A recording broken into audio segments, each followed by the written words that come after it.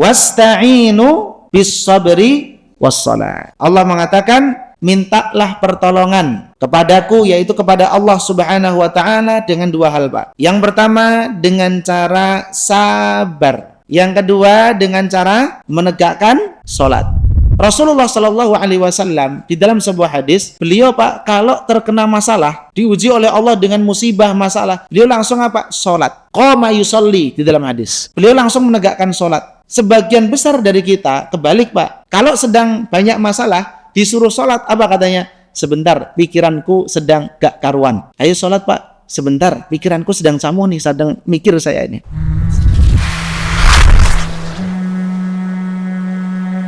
Assalamualaikum warahmatullahi wabarakatuh.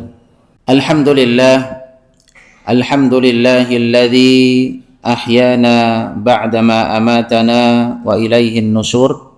Wassalatu wassalamu ala nabiyyina Muhammadin wa ala alihi wa sahbihi wa man sara ala nahjihi wastanna bisunnatihi ila yaumiddin, amma ba'du. Bapak Ibu jamaah yang kami hormati rahimani wa rahimakumullah, tak bosan-bosannya mari senantiasa kita panjatkan puja dan puji syukur kita kehadirat Allah Subhanahu wa taala, karena dengan nikmatnya, karunia-Nya, hidayah dan taufiknya kita bisa kembali bertemu, berkumpul di tempat yang mulia ini, tentunya untuk kepentingan yang sangat agung, yaitu dalam rangka menegakkan sholat subuh secara berjamaah, kemudian diikuti dengan kajian ilmiah. Kita berdoa berharap kepada Allah Subhanahu wa taala, semoga Allah Subhanahu wa taala berkenan untuk memberikan kepada kita ilmu yang bermanfaat sehingga bisa kita amalkan dan kelak akan menjadi bekal bagi kita semua pada hari kiamat. Amin ya rabbal alamin. Kemudian salawat serta salam tak lupa kita aturkan kepada uswah hasanah kita, suri teladan kita, Nabi besar Muhammad sallallahu alaihi wasallam beserta keluarga, sahabat dan seluruh pengikutnya yang setia hingga yaumil qiyamah. Bapak Ibu jamaah yang kami hormati rahimani wa rahimakumullah. Allah Subhanahu wa taala berfirman di dalam surah Al-Balad, laqad khalaqnal insana fi kabad. Sesungguhnya kami telah menciptakan manusia dalam kondisi susah payah. Bukan berarti Allah sulit untuk menciptakan kita, tidak. Bagi Allah itu mudah. Tetapi maksud daripada ayat ini, kata para ulama, manusia akan selalu dihadapkan dengan ujian-ujian dan musibah. Manusia akan dihadapkan dengan masalah. Selama dia belum masuk surga, maka manusia, termasuk kita semua, akan selalu berhadapan dengan yang namanya ujian, masalah, dan musibah. Para ulama mengatakan kabad artinya adalah selalu dalam perjuangan. Jadi saya, pian, kita semua ini, Pak, sama-sama sedang apa? Berjuang. Sama. Maka ada yang mengatakan begini, Pak. Seseorang yang tidak mau punya masalah, maka jangan hidup. Karena orang yang hidup pasti ada masalah. Hari ini selesai masalah kita, Pak. Besok ada lagi.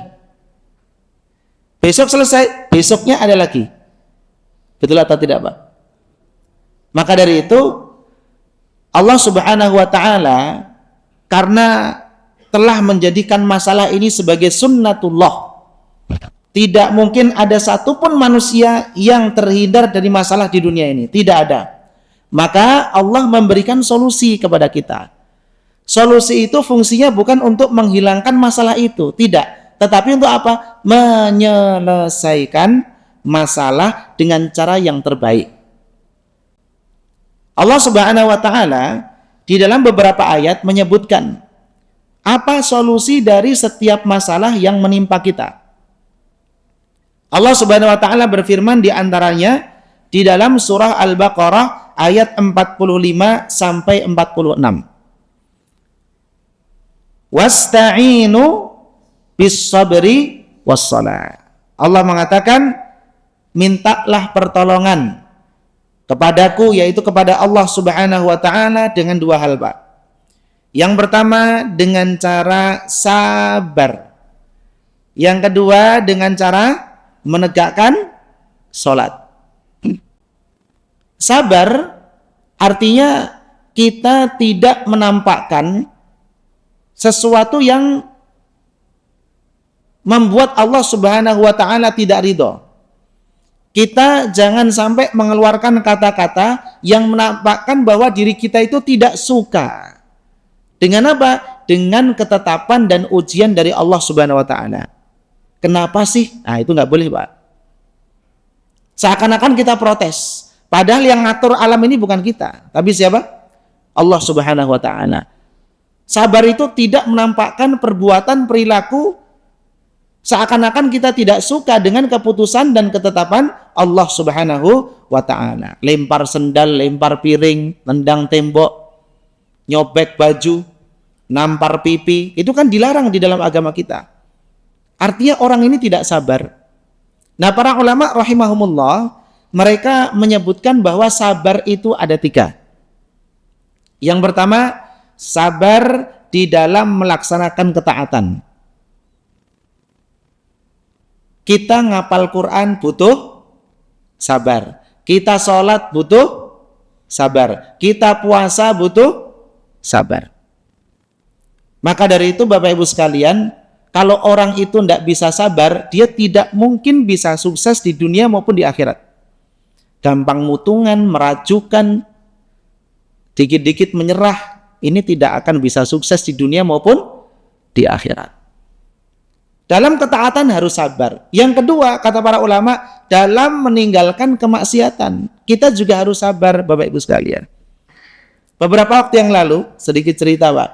Ada beberapa jam mengatakan, Ustadz coba pian dengarkan kajian Ustadz Abror Harun. Kebetulan saya lupa itu. Tiba-tiba saya buka di YouTube, muncul nama beliau. Saya klik, wah Masya Allah ini. Kebetulan pas, Pak. Beliau menyampaikan tentang apa? Coba bapak-bapak, kata beliau, kalau pian ada di jalan, kemudian nanti lihat ada wanita nggak berjilbab. Kelihatan mohon maaf pahanya. Kelihatan rambutnya tidak berjilbab. Rasulullah Shallallahu Alaihi Wasallam memberikan nasihat kepada kita kalau melihat seperti itu, Pak. Dengan cara apa? Istighfar. Lalu jangan lupa menolehkan wajah kita. Jangan terus kita pandangi wanita itu. Nah, istighfar sama menolehkan wajah, Pak, yang paling sulit yang mana? Yang istighfar atau yang menolehkan wajah? Memalingkan wajah. Nah, kata beliau, istighfar gampang, bisa kita astagfirullah, astagfirullah. Tapi memalingkan wajah ini, Pak, yang sulit. Butuh yang namanya apa? Kesabaran. Betul atau tidak? Maka dari itu Bapak Ibu sekalian, jangan remehkan masalah sabar ini. Perlu latihan. Ya, apalagi yang ketiga nih, Pak. Yaitu apa? Sabar terhadap ketetapan, takdir, keputusan, qada dan qadarnya Allah Subhanahu wa taala. Kita harus sabar. Ya, jangan sampai sekali lagi menampakkan seakan-akan diri kita nggak suka, nggak senang dengan ketetapan Allah. Bahaya ini, Pak. Ada tingkatannya. Yang pertama sabar, yang kedua ridho, yang ketiga cinta. Wah, ini kalau cinta susah, Pak. Dapat musibah, alhamdulillah, senang saya. Nah, ini susah. Tapi minimal harus seorang mukmin ketika ditimpa musibah, dia harus apa? Sabar. Siap insya Allah, Pak. Jadi sabar itu ada berapa tadi? 3. Sabar di dalam melaksanakan ketaatan. Yang kedua, sabar ketika meninggalkan kemaksiatan. Dan yang ketiga, sabar terhadap takdir dan ketetapan dari Allah Subhanahu wa ta'ala. Kemudian Bapak Ibu sekalian yang kami hormati, rahimani wa rahimakumullah, Allah Subhanahu wa ta'ala melanjutkan wassalah. Mintalah pertolongan kepada Allah Subhanahu wa ta'ala dengan cara mendirikan, menegakkan salat. Rasulullah Shallallahu Alaihi Wasallam di dalam sebuah hadis, beliau, Pak, kalau terkena masalah, diuji oleh Allah dengan musibah masalah, beliau langsung apa? Salat. Qama yusolli di dalam hadis. Beliau langsung menegakkan sholat. Sebagian besar dari kita kebalik Pak. Kalau sedang banyak masalah disuruh sholat, apa katanya? Sebentar, pikiranku sedang gak karuan. Ayo sholat Pak, sebentar, pikiranku sedang camu nih, sedang mikir saya ini. Jadi kebalikannya, Nabi ada masalah sholat, kita ada masalah gak mau sholat. Ini perbedaan kita dengan Nabi Muhammad Sallallahu Alaihi Wasallam. Maka Bapak Ibu sekalian, kalau ingin segera diselesaikan masalah kita, diuraikan masalah kita, jangan lupa yang pertama hadapi dengan kesabaran, ya, dengan kepala dingin. Yang kedua, segera tegakkan apa? Sholat. Ujian itu kan macam-macam, Pak. Kami pernah diceritakan oleh seorang ustadz. Ustadz ini hasad, Pak, sama kawannya, iri sama kawannya. Jadi jangan dikira Pak, kita ini para penuntut ilmu nggak ada hasad Pak, jangan dikira. Hasad kita tuh ngeri Pak. Ya, saya itu dulu pernah mau ngambil sanad di Mujama' Malik Fahad namanya. Itu ada seorang syekh, temannya Syekh Muhammad Tamim Az-Zuhbi, beliau Abdul Rafiq bin Ridwan Ali, masih hidup beliau. Itu namanya ada di Musab Pak, di belakang. Di Musab Madinah itu nanti ada. Ada Syekh Hudayfi, ada Syekh Abdul Rafiq bin Ridwan Ali, ada Muhammad Tamim Zuhbi, Abu Rawas dan sebagainya. Kawan saya ini bilang, "Tip, dibuka tuh ada pendaftaran pengambilan sanad. Sanadnya tinggi, Pak. Ya, sanadnya tinggi. Dan beliau ketat sekali. Kita tes bareng kah? Berdua." Apa di pengumuman itu, Pak? Ternyata yang diterima per negara hanya satu. Per negara hanya berapa? Satu. Kawan saya ini berangkat nggak beritahu saya, karena saya nggak update, saya nggak paham masalah itu ya. Saya dulu HP-nya jadul Pak, teman saya sudah macam-macam tuh HP-nya. Ya, saya dulu jadul sekali HP-nya, masih monokrom. Jadi teman saya berangkat, saya nggak diberitahu. Diberitahunya kapan? Ketika sudah lulus. Satu bis sama saya dari Nabawi menuju universitas penginapan. Kemudian dia mengabarkan kepada saya, "Rip, Ana udah lulus." "Hah? Lulus apa?" "Lulus pengambilan sanad di Mujama' Malik Fahad." Jadi tasmi setoran kepada Syekh Abdul Rafiq bin Ridwan Ali. Kemudian saya tanya, "Kenapa nggak beritahu Ana?" Katanya, "Anu Bang, kalau sama antum nanti antum yang lulus, saya jadi lulus," katanya. Nah, ini tidak boleh Pak seperti ini. Kenapa? Karena seakan-akan tidak percaya dengan apa? Ketentuan Allah. Nah, ujian kita, maka setiap orang tuh punya ujian masing-masing. Itu namanya ujian perasaan. Kan itu perasaan Anda. Bisa jadi kita daftar bareng berdua, diterima dua-duanya satu, atau yang keterima antum bukan Anda. Karena memang takdirnya antum yang keterima. Bisa dipahami? Nah, dari sinilah ternyata ujian itu bukan hanya ujian fisik, Pak. Ternyata ada yang namanya ujian apa? Perasaan. Sebagaimana Allah Subhanahu wa taala menguji iblis. Iblis itu punya perasaan, Pak. Diuji oleh Allah Subhanahu wa taala dengan apa? Keberadaan Nabi Adam alaihi assalam. Akhirnya timbul itu, Pak, enggak kuat iblis dengan ujian itu. Akhirnya apa? Khalaqtani min narin wa khalaqtahu min tin. Ya Allah, Engkau ciptakan aku dari api, Engkau ciptakan Adam dari tanah. Kok bisa aku disuruh sujud kepada Adam? Itu namanya ujian perasaan. Maka dari itu sangat penting Bapak Ibu sekalian, kita untuk berlatih yang namanya sabar. Yang kedua Pak, sholat. Nah, Ustadz kami ini Pak cerita, Ana pernah hasad sama orang. Lalu sampai hati ini Pak rasanya berat. Saya pingin keluar dari hasad itu, tapi berat sekali. Berat sekali. Mungkin sebagian dari kita pernah merasakan itu. Akhirnya apa? Saya mandi, bersih-bersih, wudu, kemudian saya sholat. Setelah itu hilang, Pak. Jadi sampai kalau bahasa kita itu kakinya geringgingen, Pak. Geringgingen itu apa? Kesemutan. Saking dia itu melawan bisikan setan itu, Pak. Dia lawan bisikan setan itu, saya ingin lepas dari sifat hasad ini. Tidak penting bagi saya hasad sama orang itu. Mandi, wudu, kemudian apa? Sholat. Beliau paksa, Pak. Akhirnya setelah sholat itu, justru yang dia hasad itu Pak, jadi best friend-nya Pak. Best friend itu apa? teman baik, teman dekatnya. Nah, ini penting, Pak. Kita itu harus tahu penyakit kita, kemudian harus kita selesaikan. Dengan cara apa? Salah satunya apa? Sholat. Ya, sabar, ditahan, lawan, kemudian apa? Sholat. Insya Allah, Allah akan mudahkan. Belum lagi Ustaz, ulangi lagi. Sabar lagi, sholat lagi, ulangi sampai selesai masalah kita. Maka disebutkan dengan tegas, ini Pak, solusi ini bukan dari manusia, tapi dari siapa? Allah Subhanahu wa taala. Wasta'inu bis-sabri was-shalah. Sama, kita punya anak misalnya belum sesuai dengan harapan kita. Tenang Pak, sabar dulu. Kemudian apa? Ambil air wudhu, sholat, ya Allah, saya sudah berusaha semaksimal mungkin mendidik anak saya. Sekarang saya serahkan kepadamu ya Allah. Sabar kemudian sholat. Ada masanya Pak.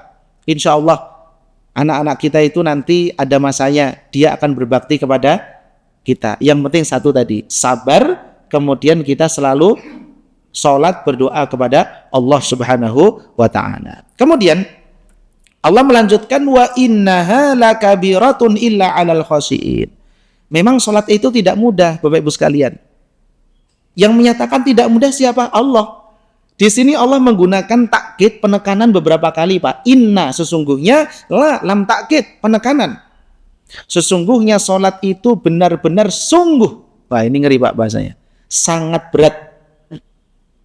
Makanya alhamdulillah Pak. Kalau yang berat saja kita bisa ini Pak. Subuh itu termasuk sholat yang berat. Athqalus sholah alal munafiqin. Sholat yang paling berat atas orang-orang munafik. Yang pertama apa? Isya, yang kedua subuh. Alhamdulillah kalau yang berat saja yang duduk di masjid ini bisa melakukan itu, artinya kita mendapatkan nikmat yang luar biasa. Banyak orang di sana Pak sekarang ini belum bangun loh Pak. Betul nggak Pak? Belum bangun dari tidurnya ini sampai detik ini. Kita dibangunkan oleh Allah ke masjid, itu nikmat, hidayah, rahmat dari Allah Subhanahu wa ta'ala. Maka minta istiqomah kepada Allah. Allahumma ya muqallibal qulub tsabbit qulubana ala dinik wa ya musarrifal qulub sarrif qulubana ila ta'atik. Jangan terlalu percaya diri bahwa kita akan selalu seperti ini Pak. Belum tentu loh Pak. Ada masa-masa kita jatuh. Maka minta kepada Allah selalu. Allahumma ya muqallibal qulub tsabbit qulubana ala dinik wa ya musarrifal qulub sarrif qulubana ila ta'atik. Kemudian Bapak Ibu sekalian, di dalam ayat ini Allah Subhanahu wa taala mengecualikan salat itu memang benar-benar berat kecuali bagi orang yang khusyuk. Kecuali bagi orang yang khusyuk. Nah, pertanyaannya, khusyuk itu apa? Kata para ulama, khusyuk artinya tunduk. Jadi kalau kita ingin diringankan dalam masalah salat, tundukkan dulu hati kita Pak. Jangan ada kesombongan. Seakan-akan kita nggak butuh sama Allah. Tundukkan dulu. Kemudian yang kedua Pak, tenang. Jadi orang itu harus tenang. Karismatiknya pasti ada. Tenang. Ya. Kemudian yang ketiga, rendah diri serta tawadhu. Rendah hati. Kepada Allah maupun kepada sesama manusia. Kemudian kalau kita melakukan itu ada efeknya. Apa efeknya? Akan berefek pada gerak-gerik kita. Orang yang sering latihan khusyuk, maka gerak-geriknya akan menjadi tenang. Menghadapi apapun dia tenang. Masalah apapun dia tenang. Karena dia sudah terlatih. Sudah latihan lama Pak yang namanya khusyuk. Makanya kalau ada masalah tenang dia. Oh begitu Kak? Ya. Ya begitu. Santai sambil dia pikir. Jadi tidak gerasak gerusuk, tenang dia. Itu efek daripada khusyuk. Dan para ulama mengatakan supaya kita khusyuk, Bapak Ibu sekalian, ada beberapa trik.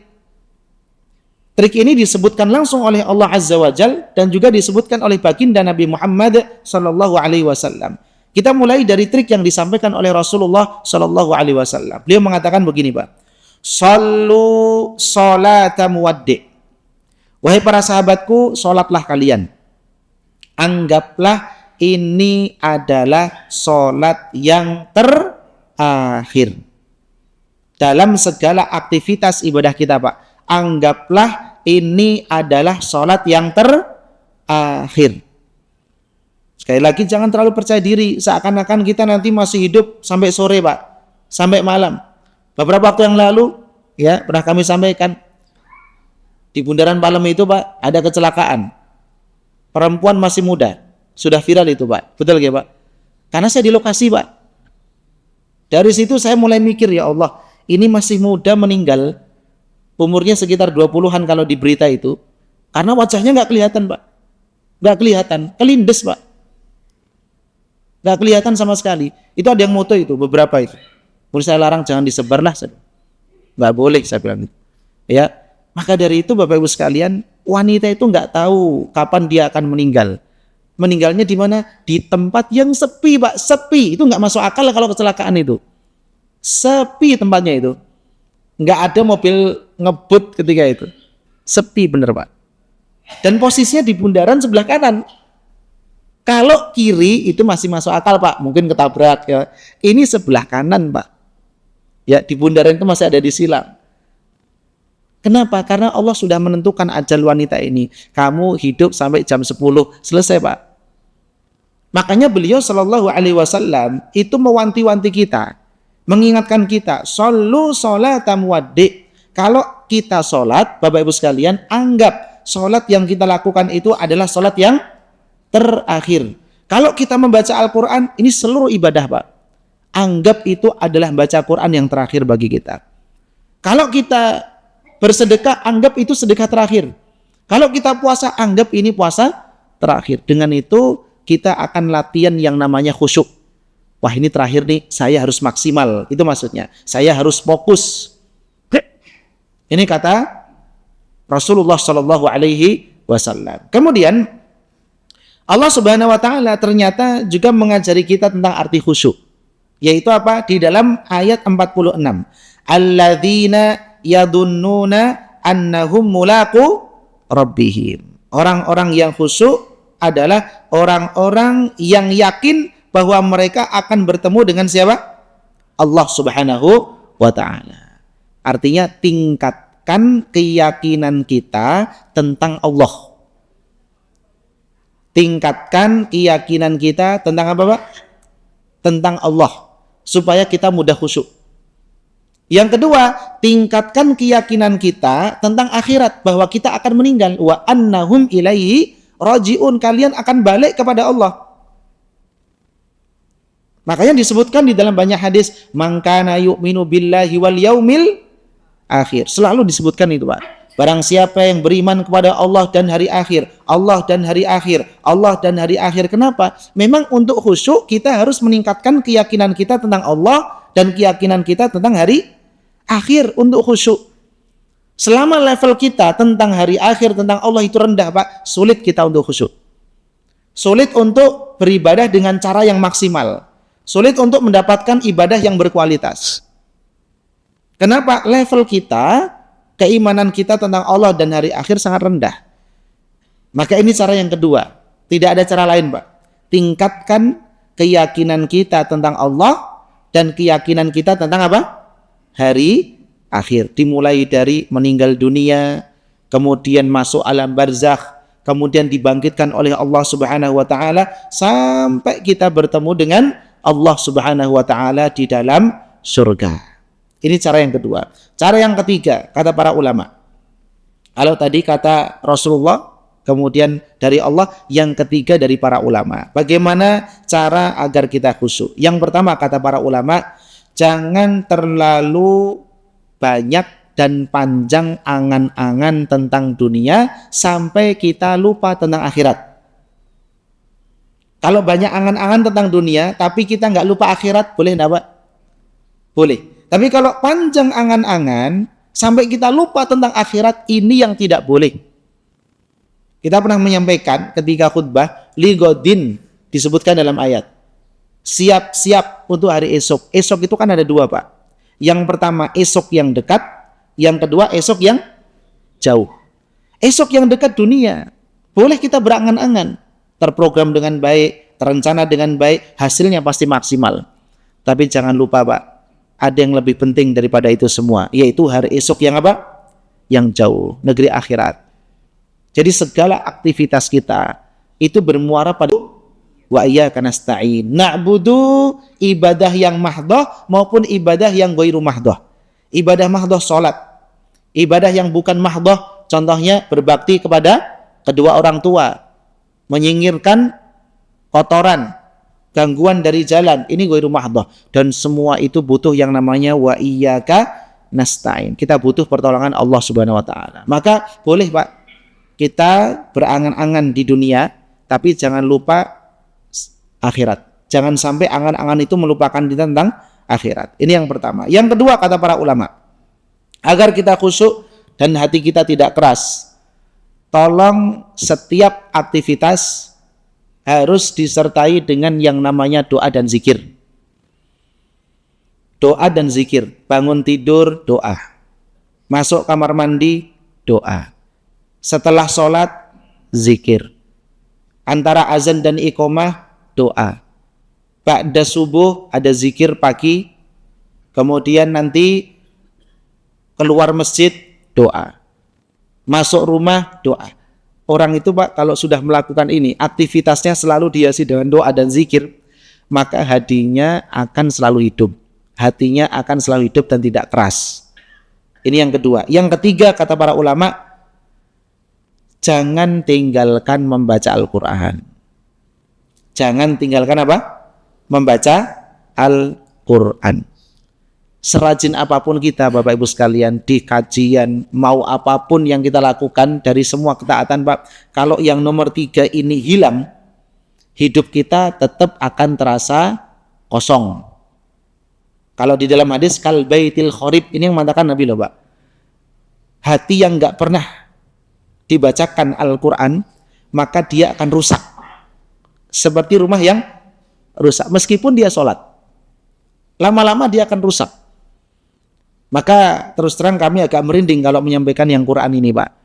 Kami pernah melalui masa-masa gelap sama seperti pian. Atas bagian pian, meninggalkan Quran ini pernah saya Pak. Saya ngambil sanad 6 hari ketika itu Pak. Sehari 5 juz di Masjid Nabawi. Dari jam 2 sampai jam 7. Jadi 5 jam, istirahatnya setengah jam. Kemudian diuji Pak. Setelah itu diuji dengan apa? Dengan HP. Dulu itu masih terbit iPhone 5S Pak, saya ingat tuh. iPhone 5S zaman itu. Itu udah paling keren sudah itu Pak. iPhone 5S. Saya beli itu kecanduan. Yang namanya apa? HP. Baru tahu WA, baru tahu game. Namanya manusia Pak. Lalu apa? Quran ini nggak dibaca sama sekali. Bukan 1 bulan, 2 bulan Pak, 1 tahun lebih kita nggak baca Quran. Merasa pede, sudah hafal loh, ngapain dibaca. Akhirnya apa? Sebagian hilang, meskipun di Murojaah masih alhamdulillah, tetapi selama 1 tahun itu hidup itu nggak karuan Pak. Karena jauh dari apa? Al-Quran. Itu benar. Makanya saya itu paling senang kalau santri liburan 1 bulan itu. Saya paling senang. Senang apa? Saya mau ngetes mereka setelah liburan. Enak kan hidup di luar? Sebelum antum punya karakter membaca Quran, jangan coba-coba berani untuk hidup bebas. Sebelum antum punya karakter membaca apa? Al-Quran, menjaga Al-Quran. Karena di situ Pak intinya. Akhirnya Pak, bener Ustadz anak nggak bisa baca Quran. Bukan nggak bisa, emang antum males, itu aja masalahnya. Bukan nggak bisa, males masalahnya itu Pak. Apa? Karena sudah main game, sudah megang HP, susah Pak. Itu kami pernah merasakan itu. Maka ayo Bapak Ibu sekalian, kita bukan anak kecil lagi Pak. Kita bukan anak kecil lagi. Kita harus punya target. Sehari harus punya target berapa halaman kita baca. Kira-kira siap enggak Pak? 1 hari berapa kira-kira? One day, 1 juz. Bisa nggak? 1 hari 1 juz. 1 hari 1 lembar mampu Pak? Kalau mampu, bismillah lakukan. Karena itu Pak yang membuat hati kita hidup. Itu yang membuat hati kita tenang. Kalau enggak kita lakukan, percaya enggak percaya pian, meskipun dia hadir kajian setiap hari, pikirannya kemana-mana Pak. Kalau bahasa Jawanya gerangsang, itu bahasanya. Enggak tenang hidupnya. Ya, dia secara finansial enggak ada masalah, tapi ini pikiran camuh Pak. Pingin ini, pingin itu, dan itu semua was-was. Kenapa? Enggak tenang. Dia enggak fokus baca Quran. Coba kita ulangi lagi, kita reset tubuh kita, ya, kita atur kembali, kita jangan sampai tidak baca Quran dalam 1 hari 1 malam. Siap insya Allah Pak? Supaya apa? Hati kita tidak keras. Kalau hati itu tidak keras, maka insya Allah kita akan dimudahkan untuk khusyuk dalam segala aktivitas ibadah kita. Ya, ini Bapak Ibu sekalian 5 trik agar hati kita menjadi hati yang khusyuk. Jangan lupa tadi yang pertama apa? Kata Rasulullah apa tadi Pak? Anggap ini ibadah yang terakhir. Yang kedua apa tadi? Tingkatkan, kata Allah, keyakinan kita tentang Allah dan hari akhir. Ya, itu kesimpulan dari ayat 46. Kemudian yang ketiga, kata para ulama, jangan terlalu panjang angan-angan tentang dunia sampai lupa tentang akhirat. Kalau nggak lupa nggak apa-apa Pak. Tapi kalau lupa ini masalah. Ya. Kemudian yang ketiga, tidak membaca doa dan zikir, ini bahaya. Harus kita hiasi aktivitas kita, dimulai aktivitas kita dengan doa dan zikir. Jangan lupakan itu sehingga jadi kebiasaan di alam bawah sadar Pak. Oh masuk masjid, Allahumma ftahli abwaba rahmati. Oh keluar masjid, Allahumma ftahli abwaba fadlik. Ya, jadi terus ada doa di situ. Mau makan, bismillah. Jangan sampai udah makan, bismillah fi awwalihi wa akhirih. Itu masih mending Pak, masih zikir ya Pak. Alhamdulillah masih apa? Masih ingat. Ada orang nggak ingat sama sekali. Udah makan, udah kenyang, gelegean apa? Keluar suara itu. Ya, udah habis itu dia keluar gak ingat sama Allah. Dia lupa yang ngasih makan siapa? Allah. Alhamdulillahilladzi at'amani hadza wa razaqanihi min ghairi haulin minni wala quwwah. Terus Pak ya, doa dan apa tadi? Zikir ya. Kemudian yang terakhir, jangan tinggalkan baca Quran. Ini Pak, yang terakhir ini saya merinding terus terang. Yang terakhir ini, jangan tinggalkan baca Quran. Saya ulang-ulang. Sehari harus punya apa tadi? Target. Harus punya target. Meskipun saya tadi sampaikan, kita punya anak hafal Quran Pak, dia liburan nggak baca, hatinya kacau itu Pak. Dia salah. Quran itu bukan untuk dihafal saja, tapi untuk dibaca. Sebagian dari kita, dan pernah saya rasakan, itu malu. Orang yang udah hafal Quran buka mushaf tuh malu Pak. Malu dia buka mushaf. Udah hafal kok buka apa? Quran. Padahal para ulama membahas mana yang lebih utama, baca Quran dengan buka mushaf atau dengan hafalan bil ghaib. Kira-kira yang mana Pak? Buka mushaf. Meskipun sudah hafal, yang paling afdal tuh buka apa? Mushaf. Baca. Itu luar biasa Pak. Penglihatan kita jadi lebih terang. Nyaman kita Pak. Ya, kelihatan kan itu Pak. Jadi yang di benak kita itu nanti Quran Pak. Tulisan Quran itu kalau baca. Ya. Jadi itu harus dibiasakan sehingga menjadi rutinitas kita harian. Insya Allah setiap ya Pak, baca apa tadi? Al-Quran. Itu sumber kebahagiaan kita. Barakallahu fikum. Semoga Bapak Ibu sekalian, 2 ayat ini bisa menginspirasi kita, 45-46. Semoga ke depan bisa menjadi lebih baik lagi. Tolong, bukan hanya untuk wawasan, tetapi untuk selalu niat amal dan juga didakwahkan. Wabillahi taufiq wal hidayah. Kita akhiri dengan doa kaffaratul majlis. Subhanakallahumma wa bihamdika asyhadu an la ilaha illa anta astaghfiruka wa atubu ilaik. Assalamualaikum warahmatullahi wabarakatuh.